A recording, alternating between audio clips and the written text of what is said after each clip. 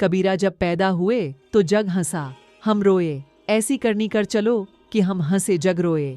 7 जन्म के 7 फेर हैं, सांप सीढ़ी है भाई, जम का दंड मुंड पे लागे, धरी रहे चतुराई। कबीरा जब पैदा हुए तो जग हंसा, हम रोए, ऐसी करनी कर चलो कि हम हंसे जग रोए।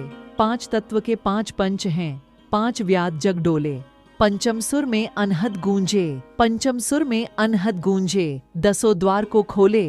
कबीरा जब पैदा हुए तो जग हंसा, हम रोए, ऐसी करनी कर चलो कि हम हंसे जग रोए। मान्यता हमारी यही रहती है कि एक जगत है जिसका कोई वस्तुगत अस्तित्व है, ऑब्जेक्टिव एग्जिस्टेंस, और हम उस जगत में पैदा होते हैं कि बच्चा उस जगत में आता है। समझिए इस बात को कि बच्चा जगत में नहीं पैदा होता, जगत खुद पैदा होता है। बच्चे का पैदा होना जगत का पैदा होना है। निश्चित रूप से जब बच्चे के साथ जगत अस्तित्व में आ रहा है, निश्चित रूप से जब बच्चे के साथ जगत अस्तित्व में आ रहा है तो हंसेगा, क्योंकि वास्तव में पैदाइश उसी की हो रही है, जगत की हो रही है, जिसे हम बच्चा कहते हैं। इस प्रक्रिया में उसके लिए कुछ नहीं रखा है, वो कुछ पा नहीं रहा है। पैदा होकर के उसका तो न होना भी भला था। हर इंसान जो पैदा होता है, जिसमें हमें लगता है उस इंसान के लिए कुछ नहीं रखा है, बिल्कुल भी नहीं। हाँ, उस खेल के लिए बहुत कुछ रखा है जिसको हम संसार कहते हैं।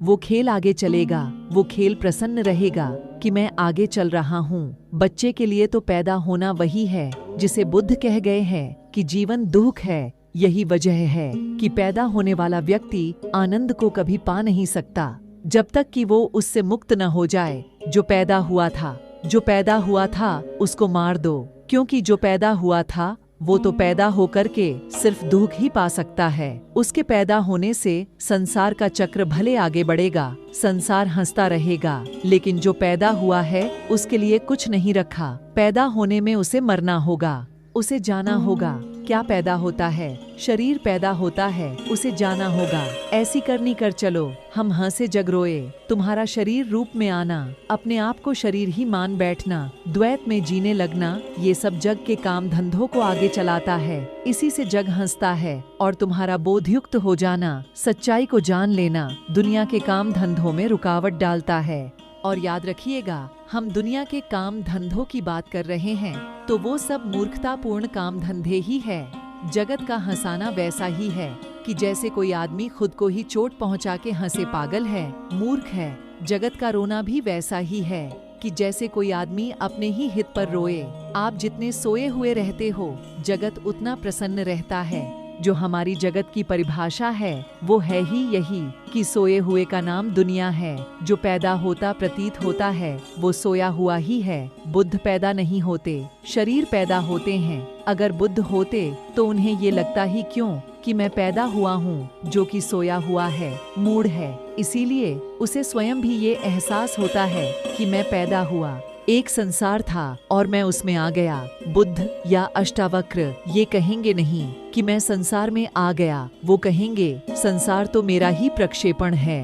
तो आप जितने ज्यादा सोए हुए रहेंगे, आप दुनिया के उतने ज्यादा काम के रहेंगे। आप जितने ज्यादा सोए हुए रहेंगे, आप उतने दुख में रहेंगे, लेकिन आपकी दुनिया के लिए उपयोगिता बहुत ज्यादा रहेगी। जग हंसे हम रोए, दुनिया आपसे बहुत प्रसन्न रहेगी। बस आपका चित्त होगा जो दिन रात आंसू रोता होगा।